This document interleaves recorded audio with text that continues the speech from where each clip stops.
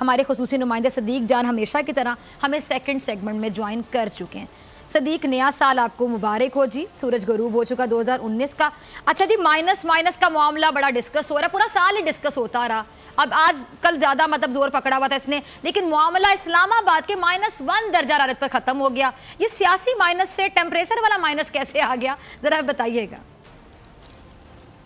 बिल्कुल, आपने दुरुस्त कहा कि -1 होना था और वो सोशल मीडिया पे बहुत चल रहा है। जिसने भी ये लिखा है, कमाल लिखा है कि टेम्परेचर जो है वो -1 पे आ चुका है। ये वो -1 था जिसके बारे में फजल रहमान साहब को यकीन दहानी कराई गई थी। देखें, बात यह है कि पूरा साल 2019 फेक न्यूज़ का, अगर पिछले जब से हमने कम से कम होश संभाला है, अगर किसी एक साल में सबसे ज़्यादा फेक न्यूज़ हमें नज़र आई हैं तो वो ये साल 2019 था। आप साल के शुरू से देख लें, शुरू से ये कहा जाता रहा कि पहले दिन, बल्कि ये तो हुकूमत जिस दिन से आई थी उसी दिन से ये था कि ये नाकाम हो गई है, ये नाअहल हैं, ये ना तजर्बाकार हैं, इनसे कुछ नहीं होगा। फिर 2019 शुरू हुआ, फिर एक मौके के ऊपर ये कहा गया कि हमजा शहबाज वज़ीर आला पंजाब बन रहे हैं, शहबाज शरीफ वज़ीर आज़म पाकिस्तान बन रहे हैं। बल्कि अभी कुछ दिन पहले जब शहबाज शरीफ यहाँ से फ़रार हो गए अपने मुबैना बीमार भाई के साथ, तो कहा गया कि शहबाज शरीफ वहाँ लंदन में बैठ के अपनी काबीना फाइनल कर रहे हैं कि जब वो आएंगे तो उन्होंने काबीना में वज़ीर कौन कौन से रखने हैं, और शेरवानी उन्होंने वहीं से ही कोई नाप शाप भेज दिया और यहाँ पे सिलवाई जा रही है शेरवानी जो उन्होंने पहनी है। फिर आप देखें फजल रहमान साहब जब आ रहे थे तो कहा जा रहा था कि फजल रहमान साहब रवाना होंगे तो हुकूमत घर चली जाएगी। वो जब रवाना होंगे तो पूरे पाकिस्तान के गली-गली, मुझे आवाज़ बहुत ऊंची आ रही है सदीक की, ज़रा आवाज़ को मैनेज कर दीजिएगा। साल 2019 में मेरी टीम ने मुझे आवाज़ के मामले में बड़ा तंग किया। मैं दुआ करती हूँ 20 में मुझे मुश्किलात का सामना ना करना पड़े। जी टीम प्लीज़ आवाज़ बैलेंस कर दीजिएगा। जी सदीक, लाइव शो है ना, मैंने कहा लाइव शो में इसी तरह बात की जाती है। कह रहा मेरा टीम से बड़ा प्यार है, टीम से गिले शिकवे भी होते रहते हैं, और सदीक बड़ा हंस रहे। सदीक किस बात पे हंस रहे, ज़रा ये भी बताइएगा। नहीं, वो मैं ज़ाहिर है बहुत सारे लोग, अच्छा बहुत से लोग सदीक होते हैं, लाइटर नोट पे बात करूंगी।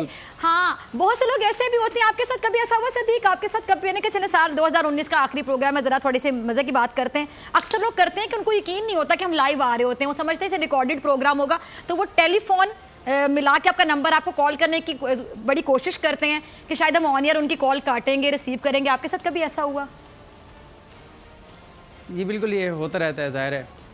तो बिल्कुल वो मैं इसलिए हंस रहा था कि आपने बिल्कुल ऑन एयर, ये टीम जो है एक फैमिली की तरह होती है, इसमें कोई हर्ज नहीं होता।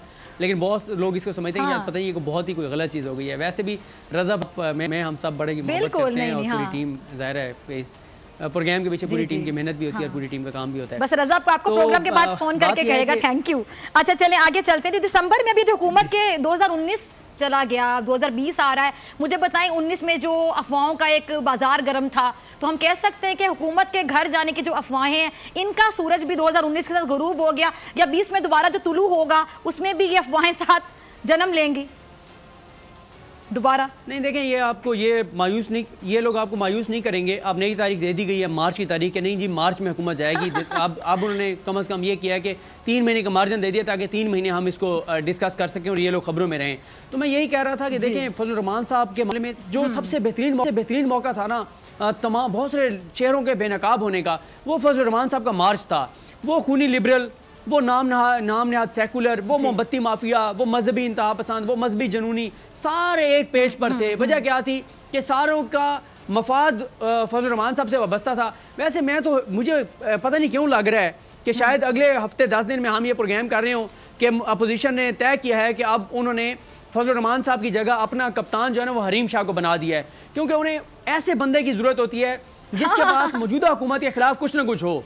तो बात यह है कि फजल रहमान साहब वाला जो वो मामला था, वो तो उसमें तो ये फेल हो गए। अब एक ही मेरा ख्याल है इनकी उम्मीदों का मरकज़ और महवर रह गई है, वो हरीम शाह हैं। अगर ये हरीम शाह को अपना कायद और कप्तान बना लें, अगर फजल रहमान साहब को बना सकते हैं तो हरीम शाह को भी बना सकते हैं। तो अगर हरीम शाह को बना लें तो अच्छा, सॉरी सदीक, मैं आपकी बात काट रही हूँ, माइंड ना कीजिएगा। हरीम शाह का जो ज़हनी IQ लेवल है वो तो सबके सामने है, मुझे उसके बारे में कोई बात करने की मेरे ख्याल से ज़रूरत ही नहीं है। मतलब मैं क्या उसके बारे में बात करूँ, लेकिन जो उसके शिकार कह लें, जो उसके हत्थे चढ़ जाते हैं ओपन वर्ड्स, वो बच्चे हैं, चूचे काके, रोटी को चोची कहते हैं, काके मन्ने, कौन है वो? देखें, बिल्कुल ये नामुनासिब बात है, इतने अहम ओहदों पर बैठे हुए, अहम पोजीशंस पे बैठे हुए, और ऐसे जैसे ये छिछोरी हरकतें हो रही हैं जिस तरह की, ये बहुत ही नामुनासिब है। इतने नॉन सीरियस लोग ऐसे बनाएंगे नहीं आप पाकिस्तानी हरीम शाह के साथ, सॉरी टू से। बिल्कुल, वो फॉरेन ऑफिस भी पहुंच जाती है, वो अहम मिनिस्टर्स जो कुछ वो लड़की ऐलान करती फिर रही है उसको सलाखों के पीछे होना चाहिए। क्या कर रही है आजाद, मुझे बताएं, आजाद क्यों फिर रही है?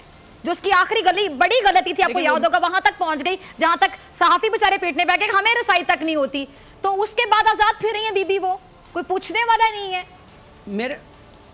मेरा ख्याल है कि वो पाकिस्तान से तो बाहर जा चुकी हैं। वो नवाज शरीफ साहब के बाद इस वक्त दूसरी बड़ी शख्सियत हरीम शाह हैं जो इस वक्त मुल्क से बाहर हैं। नवाज शरीफ साहब, शहबाज शरीफ साहब, हरीम शाह, तीनों जो अहम शख्सियात हैं पाकिस्तानी सियासत में, जिनका इस वक्त बहुत तस्करा है, क्या मैसेज किया फिर इस बात से? पाकिस्तान से बाहर हैं। देखें, वो ये वही मैं आपको कह रहा हूँ ना कि सबसे पहले तो उन मिनिस्टर को सोचना चाहिए कि वो जो मिनिस्टर हैं उनको भी ये चीज़ देखनी चाहिए कि आप इतनी अहम पोजीशंस पर बैठे हुए हैं और आप किस तरह की ये जो है वो छिछोरी हरकतें कर रहे हैं, तो ये बहुत ही नामुनासिब एक चीज़ है। लेकिन बात हम उसी पे आते हैं कि देखें 2019 में ख़ासतौर पे दिसंबर के हवाले से जो अफवाहें थी, जो इतना यकीन के साथ कहा जा रहा था कि हुकूमत घर चली जाएगी, और फिर इस पूरे साल में जिस तरह से खबरें दी जाती रहीं हर चौथे दिन कि जी फ़ौज और हुकूमत में इख्लाफात पैदा हो गए हैं, कभी कहा गया कि अब ये हुकूमत ये हो गया है, अब वो हो गया है। चेयरमैन सेनेट के मामले में आप देख लें, हर मौके के ऊपर फेक न्यूज़ का तूफान बरपा रहा।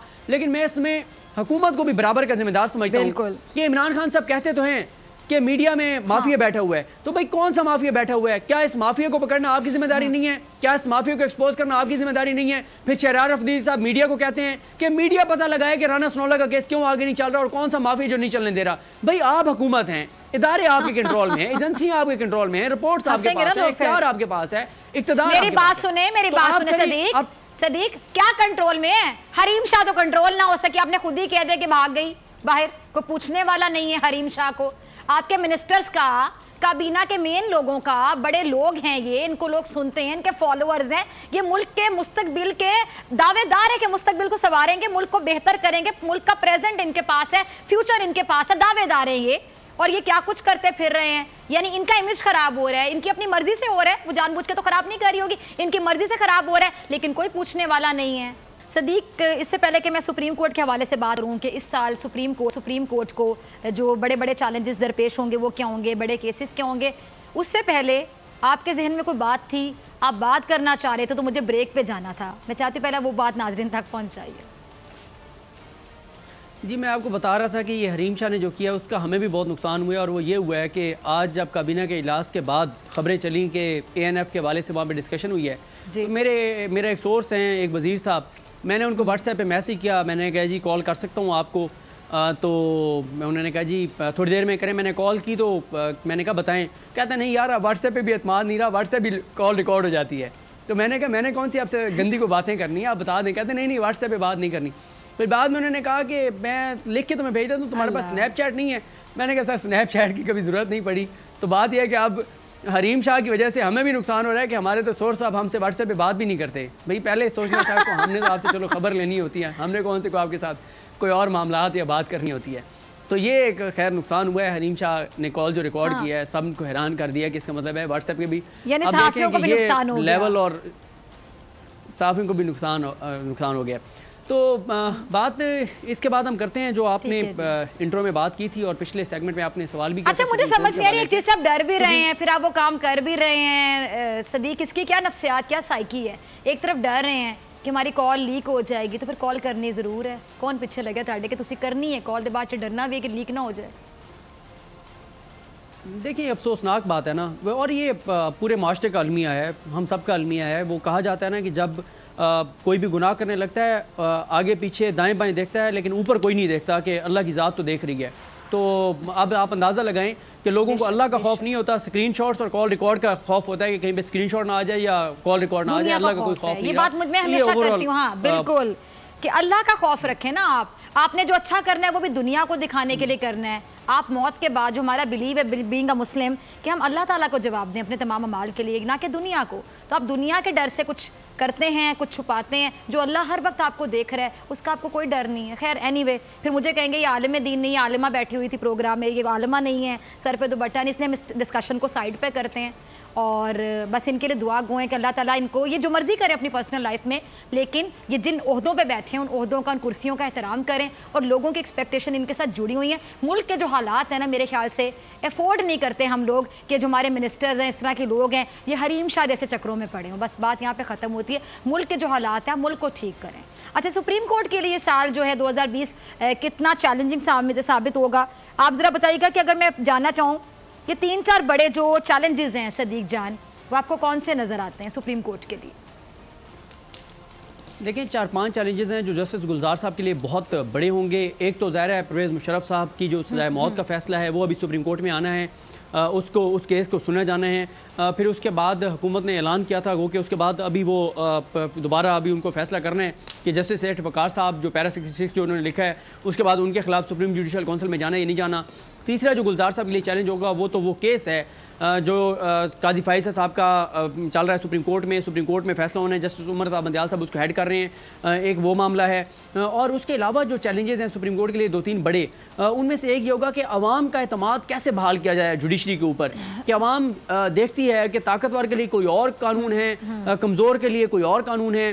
ताकतवर जो है वो सज़ा याफ्ता मुजरिम, जाली और मुबैना बीमार पूरे निज़ाम को मुँह चढ़ाते हुए बेहतरीन जहाज़ में मज़े से बैठ के सामने अंगूर रख के और आराम से पाकिस्तान से फरार हो गया और उसको कोई पूछता नहीं है। यहाँ पे आम कैदी जो है वो अभी ये मुल्तान में जिस तरह उसको शिफ्ट किया गया एक साने मार्लेटाउन के बाद वो जो एहतजाज हुआ था उसमें जो केसेस बने थे उसका एक जो मुलजिम है उसको जिस तरह से मुल्तान 10 दिनों में शिफ्ट किया गया और हॉस्पिटल में हथकड़ियों समेत उसको रखा हुआ है, तो ये अदलिया के लिए बड़ा चैलेंज होगा कि वो एतमाद को, लोगों के एतमाद को कैसे बहाल करते हैं अदलिया के ऊपर, क्योंकि अदालत जो है, जुडिशरी जो है वो चलती ही लोगों के एतमाद के ऊपर है। अगर लोगों का एतमाद ही नहीं रहेगा अपनी अदालतों के ऊपर तो माशरे नहीं चल सकते।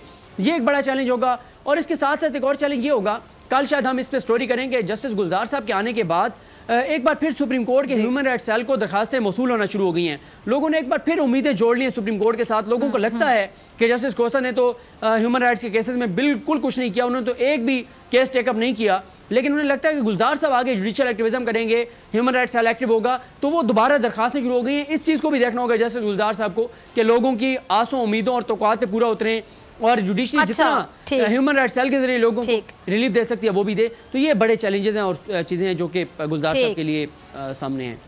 अच्छा, अब ये 1 से 1.5 मिनट रह गया क्लोजिंग में, तो मैं चाहती हूँ कि हम सहाफ़त के हवाले से भी बात करें। गैर जिम्मेदाराना सहाफ़त भी देखने को मिली 2019 में। मैं किसी का नाम नहीं लूँगी, किसी को टारगेट नहीं करूँगी, लेकिन बहुत से ऐसे सहाफ़ी हैं सदीक जान जिनकी वजह से आपके और मेरे जैसे लोगों को भी बहुत से सवालात का सामना करना पड़ता है। मतलब अल्लाह जानता है कि हम बड़ी ईमानदारी से अपना काम करते हैं, गलत को गलत कहते हैं, सही को सही कहते हैं। हमारी कोई फेवरेट पार्टी नहीं है, हमारा कोई फेवरेट लीडर नहीं है। जो गलत है वो गलत है, चाहे वो नून लीग से ताल्लुक़ रखता है, चाहे पीपल्स पार्टी से, चाहे PTI से, चाहे वो मौलाना फजलुर रहमान है, उनका कोई फॉलोअर है, चाहे वो गेंडा नुमा करैक्टर है जो इंडिया के चैनल्स पर बैठता है और पता नहीं क्या बोलता है, होश में होता है नहीं होता है, कोई भी हो, खा वो MQM पाकिस्तान हो, कोई भी हो, हम सबसे सवाल पूछते हैं, सब पर तनकीद करते हैं। हमारे प्रोग्राम की, हमारे चैनल की माशाल्लाह एक बहुत अच्छी पॉलिसी है। मुझे बताएं कि बहुत से लोग, अगेन आई वुड से कि मैं नाम कोट नहीं करूंगी, ऐसे लोगों ने सहाफत पर कितना बड़ा सवालिया निशान लगाया 2019 में? बहुत बड़ा उन्होंने, मैं समझता हूँ, मैं आज भी पहले ये बात कर रहा था कि ये मीडिया को, पूरे मीडिया को नुकसान हुआ है इन लोगों की वजह से। लोगों का मीडिया पर से एतमाद कम हुआ है। अब आप देखें ना, 10 खबरें तो मैंने आपको गिनवा दी जो बड़ी फेक न्यूज़ थी, बाकी 20 छोड़ दें, 10 तो बड़ी खबरें मैंने आपको गिनवा दी किस तरह की जो है वो दी गई। तो ये बहुत अफसोसनाक है, इससे लोगों का मीडिया पर से एतमाद कम हुआ है। और लोग इसीलिए अब लोग कहते हैं कि जो सोशल मीडिया पे चीज़ें आ रही हैं वो ज़्यादा ऑथेंटिक हैं, लेकिन उसमें भी ज़ाहिर है सोशल मीडिया पे भी बहुत सी चीज़ें ऑथेंटिक नहीं होती हैं, उसमें भी बहुत सारे झूठ चल रही होती हैं। लेकिन लोग कहते हैं कि क्योंकि सोशल मीडिया पे ये चीज़ आई है ये ठीक होगी, मीडिया जो है वो चीज़ें नहीं बताता। तो मीडिया ने अपनी साख को ओवरऑल मुतासिर किया है। आपने देखा कि लोग अब बहुत कम लोगों पर एतमाद करते हैं, लोगों को हर खबर झूठी खबर लगती है।